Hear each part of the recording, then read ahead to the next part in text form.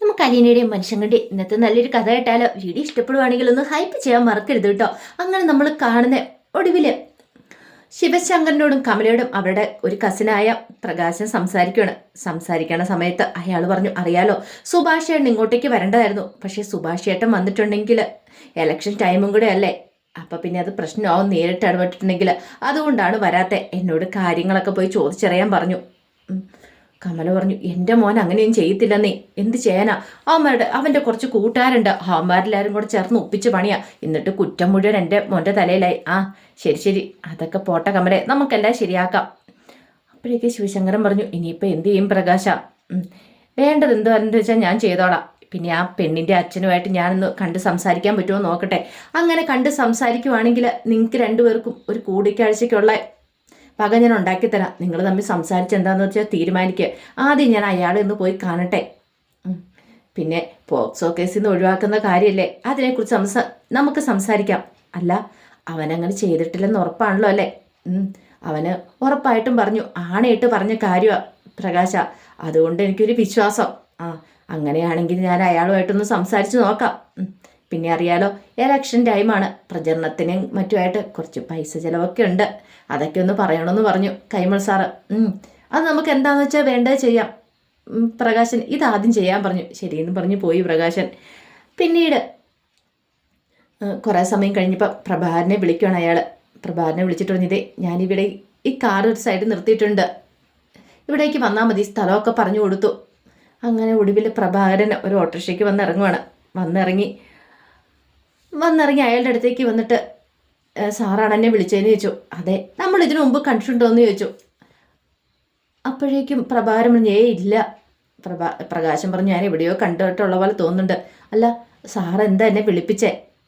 അതെ, ഒരു കേസിൻ്റെ കാര്യം പറയാൻ വേണ്ടി വിളിപ്പിച്ചാൽ ഞാൻ ഒരു സംഘടനയുടെ പേര് പറഞ്ഞു. സംഘടനയുടെ ജില്ലാ സെക്രട്ടറിയാണ്. പിന്നെ അറിയാലോ, എൻ്റെ പ്രസിഡൻറ്റും കാര്യങ്ങളൊക്കെ കൈമൾ സാറാണ്. സാറ് പറഞ്ഞിട്ടാണ് ഞാനിപ്പം ഇങ്ങോട്ടേക്ക് വന്നത് എന്നൊക്കെ ഇങ്ങനെ പറയുന്നുണ്ട്. അപ്പോഴേക്കും പ്രഭാകരൻ പറഞ്ഞു, അല്ല എന്താ സാറേ കാര്യം എന്താ? അത് പിന്നെ ഞാൻ പറഞ്ഞല്ലോ, നിങ്ങളുടെ മകളുടെ കേസിനെ കുറിച്ച് സംസാരിക്കാനായിട്ടാണ് ഞാൻ ഇങ്ങോട്ടേക്ക് വന്നത്. അതിൻ്റെ വിചാരണയും കാര്യങ്ങളൊക്കെ നടന്നുകൊണ്ടിരിക്കുമല്ലേ, അന്വേഷണമൊക്കെ നടന്നുകൊണ്ടിരിക്കുമല്ലേ സാറേ? അന്വേഷണമൊക്കെ നടന്നുകൊണ്ടിരിക്കുക. അപ്പം അതിനെക്കുറിച്ച് ചില കാര്യങ്ങളൊക്കെ എനിക്ക് സംസാരിക്കാനുണ്ട്. ഇപ്പം തന്നെ അറിയാലോ, നിങ്ങളുടെ മകള് പോക്സോ കേസിൽ ഉൾപ്പെട്ടിട്ടുണ്ട്. അപ്പം അതിനെക്കുറിച്ചൊന്ന് പറയണം. ശരിക്കും പറഞ്ഞിട്ടുണ്ടെങ്കിൽ അങ്ങനെ സംഭവിച്ചിട്ടുണ്ടോ? അത് കേട്ടപ്പം ഒരു നിമിഷം പ്രഭാകരൻ ആലോചിച്ചിട്ട് പറഞ്ഞു, അതെങ്ങനെയാ സാറേ? ഒരച്ഛനും മകളോട് ചോദിക്കാൻ പറ്റുന്ന കാര്യങ്ങളാണോ അത്? എന്നാലും അങ്ങനെയല്ലോ, നിങ്ങൾ ചോദിച്ചില്ലെങ്കിൽ നിങ്ങളുടെ ഭാര്യയെ കൊണ്ട് ചോദിപ്പിക്കാമല്ലോ. അങ്ങനെയൊക്കെ സംഭവിച്ചിട്ടുണ്ടോയെന്ന്. അത് പിന്നെ ഞാനിപ്പോൾ ഇത് ചോദിക്കുന്നത് എന്താണെന്ന് വെച്ചാലേ, ഇനിയിപ്പോൾ വിചാരണ തുടങ്ങി കഴിഞ്ഞിട്ടുണ്ടെങ്കിൽ പിന്നെ മൊഴി മാറ്റാനൊന്നും പറ്റില്ല. അന്വേഷണ സമയത്ത് എന്തെങ്കിലും ഉണ്ടെങ്കിൽ തുറന്ന് പറയണം. നിങ്ങളുടെ മകൾക്ക് അങ്ങനെയൊന്നും സംഭവിച്ചിട്ടില്ലെങ്കിൽ, ഇതിനു മുമ്പ് പ്രായപൂർത്തിയാകുന്നതിന് മുമ്പ് സംഭവിച്ചിട്ടില്ലെങ്കിൽ, കള്ളത്തരം പറഞ്ഞിട്ടുണ്ടെങ്കിൽ അത് പുറത്തു വരും. അല്ല സാറേ, അത് പിന്നെ മനസ്സിലായില്ലല്ലേ? അതായത് ഇനിയിപ്പം ഇതിനു മുമ്പ് എന്തെങ്കിലും സംഭവിച്ചെന്ന് പോയിട്ടുണ്ടെങ്കിൽ എവിടെ വെച്ച് സംഭവിച്ചു, എപ്പോൾ സംഭവിച്ചു, അങ്ങനെ 100 ചോദ്യങ്ങൾ വരും. അതിന് നമ്മൾ തെളിവ് കൊടുക്കണം. ചുമ്മാ പോക്സോ കേസ് എന്ന് പറഞ്ഞിട്ട് കാര്യമില്ല. അങ്ങനെ തെളിവ് കൊടുക്കാൻ പറ്റിയില്ലെങ്കിൽ പിന്നെ അതിന് ആ മൊഴിക്ക് ഒരു ബലമില്ലാതാവും. പിന്നെ നിങ്ങളുടെ മോള് പറയുന്ന കാര്യങ്ങളൊക്കെ അത്ര വിശ്വാസത്തിലെടുക്കത്തില്ല കോടതി. അതുകൊണ്ട് പറയുന്ന കാര്യങ്ങൾ വസ്തുനിഷ്ഠപരമായി സത്യസന്ധമായിട്ട് വേണം പറയാനായിട്ട്. പ്രഭാകരൻ പറഞ്ഞു, അങ്ങനെ സാറേ ഞങ്ങൾ പറയണേ. അങ്ങനെ തന്നെയാന്ന് ശരി വെക്കാം. പക്ഷേ ഈ പോക്സോ കേസിൻ്റെ കാര്യം മാത്രം ആ ചെറുക്കൻ പറയണത് അവൻ അങ്ങനെ ചെയ്തിട്ടില്ലെന്നാ ഇതിനു മുമ്പ്. അങ്ങനെയാണെങ്കിൽ അത് നിങ്ങളുടെ മകളോടൊന്ന് ചോദിച്ചു നോക്ക്. എന്നിട്ട് നിങ്ങൾ വേണ്ട ഉചിതമായിട്ട് തീരുമാനം എന്താണെന്ന് വെച്ചാൽ എടുക്കുക. അല്ല, നിങ്ങൾക്ക് അതിനെക്കുറിച്ച് അറിവുണ്ടോ? അത് പിന്നെ പോലീസുകാരും പിന്നെ സംഘടനക്കാരും ഒക്കെ പറഞ്ഞ് അങ്ങനെ അവർ ഇതിൽ കേട്ടിരിക്കുന്ന, എനിക്കതിനെക്കുറിച്ച് അറിവില്ല. അവരങ്ങനെ പലതും പറയും. അതൊക്കെ കേട്ട് നമ്മൾ അതിൻ്റെ പിന്നാലെ പോയിട്ടുണ്ടെങ്കിൽ അവസാനം തൂങ്ങുന്നത് നമ്മളായിരിക്കും. പിന്നെ അത് സത്യമല്ലെന്ന് തെളിയിക്കാനായിട്ട്, സത്യമല്ലെന്ന് തെളിയിക്കാൻ 100 മാർഗങ്ങളുണ്ട്. അതുകൊണ്ട് നിങ്ങൾ ആലോചിച്ചൊരു തീരുമാനം എടുക്കുക. അല്ല സാറേ, അതിനിപ്പം ഞാൻ എന്താ ചെയ്യേണ്ടത്? അതോ നിങ്ങൾ ചെറുക്കൻ്റെ അച്ഛനുമായിട്ടൊന്ന് സംസാരിച്ചു നോക്ക്, ശിവശങ്കരനുമായിട്ട്. അയാൾ കഴിഞ്ഞ ദിവസം വിളിച്ചപ്പോൾ ഞാൻ ഇച്ചിരി മുഷിഞ്ഞ സാറേ കോള് കട്ട് ചെയ്തേ. ആയിക്കോട്ടെ, ഒന്ന് സംസാരിച്ച് നോക്ക്. സംസാരിച്ചിട്ട് നിങ്ങൾക്ക് കിട്ടാനുള്ളത് നിങ്ങൾ വെറുതെ എന്തിനാ കളയേണ്ടത്? കിട്ടാനുള്ളതോ? എന്താ സാറേ, എൻ്റെ മോളുടെ മാനത്തിന് വില പറയുവാണോ? വില പറഞ്ഞല്ലടോ, ഞാൻ പറഞ്ഞതേ ഉള്ളൂ, വെറുതെ എന്തിനാ? അല്ല സാറേ, സാറിന് ഇതിനകത്ത് എന്താ ഇത്ര ഇത്? ഞാൻ പറഞ്ഞല്ലോ, കൈമൾ സാറ് പറഞ്ഞിട്ടാണ് ഞാൻ ഇങ്ങോട്ടേക്ക് വന്നിരിക്കുന്നത്. കൈമൾ സാറിൻ്റെ അടുത്ത് അവരിന്ന് കാര്യങ്ങൾ പറഞ്ഞു, SP ആയിട്ട് സംസാരിച്ചിട്ടുണ്ടായിരുന്നു. അങ്ങനെ കുറേ നൂലാമാലകൾ ഇതിനകത്തുണ്ട്. അതുകൊണ്ടാണ് ഞാൻ ഇങ്ങോട്ടേക്ക് തന്നോട് ഒന്ന് നേരിട്ട് കാര്യങ്ങൾ പറയണേ. ഇതിൻ്റെ പിന്നാലെ പോയി പോക്സോ കേസ് ഇല്ലെങ്കിൽ പിന്നെ അതിൻ്റെ പിന്നാലെ പോയി വെറുതെ ഉള്ള സമയം മെനക്കെടുത്തി നാണം കണ്ട കാര്യമുണ്ടോ? തെളിവുകളാണ് എല്ലാത്തിനും പ്രധാനം. എല്ലാം കേട്ട് കഴിഞ്ഞപ്പോൾ പ്രഭാകരൻ ഇങ്ങനെയൊന്ന് ആലോചിച്ചു. ഒരു കാര്യം ചെയ്യുക, തനിക്ക് സമ്മതമാണെങ്കിൽ ശിവശങ്കരനുമായിട്ട് സംസാരിക്കുക, അതിന് വേണ്ടുന്ന സ്ഥലവും സൗകര്യമൊക്കെ ഞാൻ ഒരുക്കി തരാം എന്നൊക്കെ പറഞ്ഞിട്ട് അയാളങ്ങോട്ട് പോകുമ്പോൾ പ്രഭാകരൻ ഇങ്ങനെ ആലോചിക്കുക, എന്ത് ചെയ്യണമെന്നറിയില്ല. ഒരു എത്തുമിടിയും കിട്ടുന്നുണ്ടായിരുന്നില്ല. ഇതേ സമയത്ത് ബാലേന്ദ്രന് ചായയൊക്കെ ആയിട്ട് അലീനെ അങ്ങോട്ട് വന്നു. ബാലേന്ദ്രൻ ചായ കുടിച്ചു നോക്കിയിട്ട് പറഞ്ഞു, എന്തൊരന്തസ്സ, ഇപ്പോഴാ വായിക്കൊക്കെ ഒരു രുചി വന്നേന്ന് പറഞ്ഞു. എത്ര ദിവസം കൂടിയാ നല്ലൊരു ചായ കുടിക്കണേ? അച്ഛാ, ഒരു കാര്യം പറയാൻ ഞാൻ മറന്നു. എന്താ? അതെ, ആ മാനേജറച്ചനെ കാണാനായിട്ട് ഞാൻ പോവാന്ന് പറഞ്ഞു. അത് വേണം മോളെ, റിസ്ക് ഉള്ള കാര്യമാണ്. ഞാനിന്ന് പോയി കണ്ടിട്ട് പരാജയപ്പെട്ടല്ലേ, ഇനിയിപ്പോൾ പോയി വെറുതെ എന്തിനാ? അതൊന്നും സാരമില്ല അച്ഛാ, ഒരച്ഛനല്ലേ, ഒന്ന് പോയി സംസാരിച്ചു നോക്കാം. അല്ല, എപ്പോൾ പോകാനായിട്ടാ? ഇപ്പം പോകാൻ തീരുമാനിച്ചു. ഇനി രോഹി ഒരുങ്ങാൻ പോയേക്ക, അവനും കൂടെ വന്നാൽ മതി. അവൻ വരുന്നുണ്ടോ? അതെ, അവൻ വരുന്നുണ്ട്. അത് വേണോ മോളെ? അവനെ കണ്ടു കഴിയുമ്പോൾ ചിലപ്പോൾ അയാൾക്ക് ഭ്രാന്തളകുമെന്ന് പറഞ്ഞു. എൻ്റെ അച്ഛ, അങ്ങനെയൊന്നും ഇല്ല, നമുക്ക് നോക്കാം, അവനെയും കൂടെ കൊണ്ടുപോവാം. അങ്ങനെ നമ്മൾ പേടിച്ചിരുന്നിട്ട് കാര്യമുണ്ടോ? അവനെയും കൂടെ കൊണ്ടുപോയി ഞാൻ സംസാരിക്കാം, അച്ഛൻ ധൈര്യമായിട്ടിരിക്കുക എന്നൊക്കെ പറഞ്ഞ് ബാലേന്ദ്രൻ്റെ ആത്മവിശ്വാസം കൊടുക്കുവാണ് അലീന. ആ സമയത്ത് രോഹിത് അങ്ങോട്ടേക്ക് വന്നു. ഞാൻ റെഡിയായെന്ന് പറഞ്ഞു. അലീന പറഞ്ഞു, എങ്കിൽ ഞാൻ ബാഗ് ഫോൺ എടുത്തോണ്ടാന്ന് പറഞ്ഞുകൊണ്ട് അലീന അകത്തേക്ക് കയറിപ്പോയി. അപ്പോഴേക്കും ബാലേന്ദ്രൻ വന്ന് രോഹിത്തിനോട് പറഞ്ഞു, അറിയാലോ നിനക്ക്, നിന്റെ നഷ്ടപ്പെട്ടു പോയ ജീവിതത്തിൻ്റെ ഓരോ ഭാഗങ്ങൾ അവള് പോലത്തെ വാങ്ങി തന്നുകൊണ്ടിരിക്കുകയാണ്. ഇനി നീയായിട്ടത് ഇല്ലാതാക്കരുത്. നിനക്ക് വേണ്ടിയിട്ട് അവൾ നന്നായിട്ട് കഷ്ടപ്പെടുന്നുണ്ട്, അതെപ്പോഴും നിന്റെ മനസ്സിലുണ്ടായിരിക്കണം. പിന്നെ ഇന്ന് അവിടെ ചെന്ന് കഴിഞ്ഞിട്ടുണ്ടെങ്കിൽ എന്തെങ്കിലുമൊക്കെ കാര്യങ്ങൾ സംഭവിച്ചിട്ടുണ്ടെങ്കിലും അവൾ എന്തെങ്കിലുമൊക്കെ പറഞ്ഞാൽ പോലും അത് നിന്റെ നന്മയെ കരുതിയിട്ടാണെന്ന് മാത്രം നീ കണക്ക് കൂട്ടണം. അറിയാലോ, ഇനിയിപ്പം ഞാൻ കൂടുതൽ പറയണ്ടല്ലോ, നിന്റെ ജീവിതത്തെക്കുറിച്ച് ഇപ്പം നിനക്ക് കുറച്ച് ബോധമൊക്കെ ഉണ്ടായി കാണുമെന്ന് എനിക്ക് തോന്നുന്നുണ്ട്. അതുകൊണ്ടാണ് പറയണേ എന്നൊക്കെ പറഞ്ഞ് തോളത്തും തട്ടുവാണ്. അപ്പോഴേക്കും അലീന തിരിച്ചു വന്നിട്ട് പറഞ്ഞു, എന്താ അച്ഛനും മകനും കൂടെ ഒരു രഹസ്യ ചർച്ച, രഹസ്യ അജണ്ട എന്തെങ്കിലും ആണോ? അങ്ങനെയൊന്നുമില്ല, ചുമ്മാ ഓരോ കാര്യങ്ങളൊക്കെ പറയായിരുന്നു. അന്ന് നമുക്ക് ഇറങ്ങിയാലോ രോഹി? അല്ല, നിങ്ങളെങ്ങനെയാ പോണത് എന്ന് ബാലേന്ദ്രൻ ചോദിച്ചു. അത് ഞങ്ങൾ ജംഗ്ഷനിൽ ഇറങ്ങിയൊരു ഓട്ടോ വിളിച്ച് പോയിക്കോളാം. അല്ല, ഇവൻ്റെ ബൈക്കില്ലേ, അതിന് പോയിക്കൂടെ?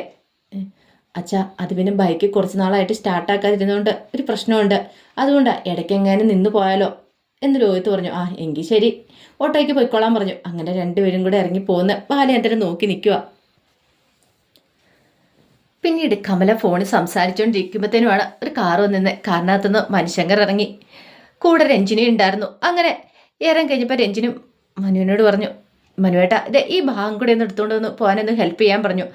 അങ്ങനെ അവരങ്ങോട്ട് വന്നു കഴിഞ്ഞപ്പോഴത്തേനും മനുശങ്കർ നോക്കിയിട്ട് പറഞ്ഞു, അല്ല, അച്ഛൻ്റെ കാറ് കാണുന്നില്ലല്ലോ, അച്ഛനില്ല അമ്മേന്ന് ചോദിച്ചു. അച്ഛൻ പുറത്തേക്കാണ്ട് പോയിക്കുക, ഞാൻ ഉഷേച്ചി ഒന്നായിട്ട് സംസാരിച്ചുകൊണ്ട് നിൽക്കുമായിരുന്നു പറഞ്ഞു. അങ്ങനെ രഞ്ജിനി അങ്ങോട്ട് വന്നു കഴിഞ്ഞപ്പോഴത്തേനും കമലി, ഇതെന്താടി കുറേ ഭാഗമൊക്കെ ഉണ്ടല്ലോ, നിനക്ക് ബസ്സിനെങ്ങാനും വന്നാൽ പോരായിരുന്നു എന്ന് ചോദിച്ചു. അമ്മയ്ക്ക് എന്താ കണ്ടുകൂടെ, ഇത്ര ഭാഗമായിട്ട് വരുമ്പോൾ ഞാൻ ഇങ്ങനെ ബസ്സിന് വരുന്നേ, അതുകൊണ്ടല്ലേ ഞാൻ മനുവേട്ടനെ വിളിച്ചത്. അല്ല, ഇതിനകത്തല്ല എന്താ, ഇതെല്ലാം കഴുകാനുള്ള തുണികളാണെന്നോ? അപ്പം നീ അവിടെ കഴുക്കും പെറുക്കൊന്നും ഇല്ലായിരുന്നോ എന്നൊക്കെ കമല ചോദിച്ചു. അങ്ങനെ അവരങ്ങോട്ട് അകത്തേക്ക് കയറുന്ന സമയത്ത് രഞ്ജിനി പറഞ്ഞു, എന്താമ്മേ, അമ്മയുടെ മുഖത്തൊരു വല്ലായ്മ? എന്നാ പറയാനാ, ഞാൻ ഉഷയിച്ച് കേട്ടെന്ന് സംസാരിച്ചുകൊണ്ടിരിക്കുമായിരുന്നു ഹരിയുടെ കാര്യത്തെക്കുറിച്ചേ. അതും പറഞ്ഞിട്ട് കമല അകത്തേക്ക് അങ്ങോട്ട് കയറി പോകുമ്പോൾ മനുവിനോട് രഞ്ജിനി പറഞ്ഞു, കണ്ടില്ലേ, 3-4 മാസം കൂടി ഞാൻ ഇങ്ങോട്ടേക്ക് വരുന്ന, അമ്മയ്ക്ക് എന്നോടൊന്നും ചോദിക്കാനും ഇല്ല, പറയാനും ഇല്ല. അമ്മയ്ക്ക് ഹരിയേട്ടനെ കുറിച്ചാണ്. അമ്മയുടെ മുഖം ശ്രദ്ധിച്ചോ? അമ്മയ്ക്ക് ഹരിയേട്ടനെ കുറിച്ചുള്ള വേവലാതികളാണ്, നമ്മളെ ഒരു മൈൻഡ് പോലും ഇല്ല. വിളിച്ചുകൊണ്ടിരുന്ന ഉഷ ആൻറ്റിയാന്ന് തോന്നേ. അപ്പോൾ ഉഷ ആൻറ്റിയോട് കാര്യങ്ങളൊക്കെ പറഞ്ഞുകൊണ്ടിരിക്കുന്നതിൻ്റെ ആ ഒരു ടെൻഷനാണ് മുഖത്ത്. അത് കേട്ടപ്പോൾ മനു പറഞ്ഞു, നീ അമ്മയെ ആദ്യമായിട്ടൊന്നും കാണുന്നതല്ലോ, അമ്മയുടെ സ്വഭാവം നിനക്കറിയാലോ. ഇപ്പം ഹരിയാ വന്നിരുന്നെങ്കിൽ അമ്മ ഓടിച്ചെന്ന് ഹഗ് ചെയ്തേനം. അതെ, അത് ശരി തന്നെയാണ്, ഹരിയേട്ടനാണെങ്കിൽ അമ്മ ഓടിച്ചെന്ന് ഹഗ് ചെയ്തേനം. ഞാനായതുകൊണ്ട് അമ്മയ്ക്ക് ഒരു വിലയുമില്ല എന്നൊക്കെ പറഞ്ഞു. അങ്ങനെ കുറച്ച് സമയം കഴിഞ്ഞ് കഴിഞ്ഞപ്പോൾ കമല രഞ്ജിനിക്ക് ആഹാരമൊക്കെ വിളമ്പി കൊടുക്കുമ്പോഴത്തേനും രഞ്ജിനി ചോദിച്ചു. അല്ല അമ്മ കഴിക്കണില്ലേ? എനിക്ക് വേണ്ട ഇപ്പം. അതെന്താമേ? എൻ്റെ മോൻ ജയിലിൽ കിടക്കുമ്പോൾ എനിക്കങ്ങനെ ആഹാരമൊന്നും ഇറങ്ങത്തില്ല. അവൻ തിന്നോ കുടിച്ചോ. ഓ, ആ കാര്യം ഓർത്ത് അമ്മ പേടിക്കണ്ട. ഹരിയണ്ണല്ലേ ആള്. ഹരിയേട്ടൻ എന്താളും തിന്നാതിരിക്കില്ല. അവിടെയുള്ള ബാക്കി പോലീസുകാർ എന്തില്ലേലും ഹരിയേട്ടൻ തിന്നും. എന്താടി നീ എൻ്റെ മോനെ കളിയാക്കുവാണോ? ഇല്ല, ഞാനൊരു കാര്യം പറഞ്ഞു എൻ്റെ അമ്മേന്നേ. അപ്പോഴേക്കും മനുവും കൂടെ വന്നിരുന്നു.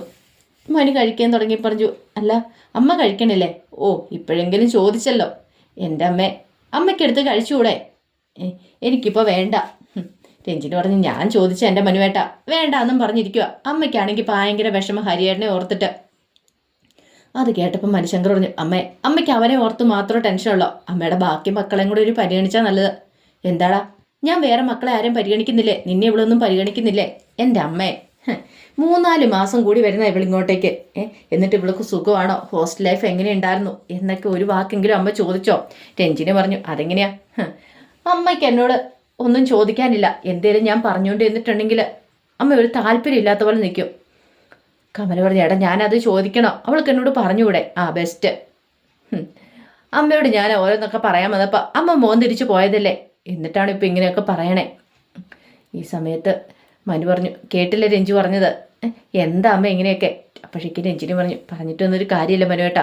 3-4 മാസം ആ ഹോസ്റ്റലിൽ ഞാൻ എങ്ങനെ നിന്നേന്നറിയാവോ? അത് കേട്ടപ്പോൾ കമല പറഞ്ഞു. നിന്നെ ഞാൻ വിളിക്കുന്നുണ്ടായിരുന്നല്ലോ, വീഡിയോ കോളും വിളിക്കുന്നുണ്ടായിരുന്നല്ലോ. നിനക്ക് എന്തെങ്കിലും ഉണ്ടോ എന്നോട് പറയാൻ മേലായിരുന്നോ? ബെസ്റ്റ് അമ്മ. എൻ്റെ അമ്മേ, ശരിക്കും മനുവേട്ടനില്ലായിരുന്നെങ്കിൽ എനിക്ക് ഭ്രാന്ത് പിടിച്ചാനും. കോളേജ് ചെന്ന് കഴിയുമ്പോൾ ഓരോ കുട്ടികളുടെ കുത്തുവാക്കുകളും കളിയാക്കലും എല്ലാം കേട്ട് തലയ്ക്ക് ഭ്രാന്ത് പിടിച്ച ഹോസ്റ്റലിലേക്ക് വരുന്നേ. വന്നു കഴിയുമ്പോൾ മനുവേട്ടൻ വിളിച്ചിട്ട്, കൊച്ചെ എങ്ങനെയുണ്ട്? അന്ന് സാരമാക്കണ്ട, ധൈര്യമായിട്ടിരിക്കാനൊക്കെ പറഞ്ഞ് എന്നെ ആശ്വസിപ്പിക്കും. ഇല്ലായിരുന്നെങ്കിലുണ്ടല്ലോ അമ്മ ഒരിക്കലെങ്കിലും എന്നോട് അങ്ങനെയൊന്ന് ചോദിച്ചിട്ടുണ്ടോ? ശരിക്കും പറഞ്ഞാൽ എനിക്ക് അമ്മയോട് നന്ദിയുണ്ട്. എന്തിനാണെന്നറിയാമോ? മനുവേട്ടനെ പോലെ ഒരു ഏട്ടനെ എനിക്ക് തന്നേല്.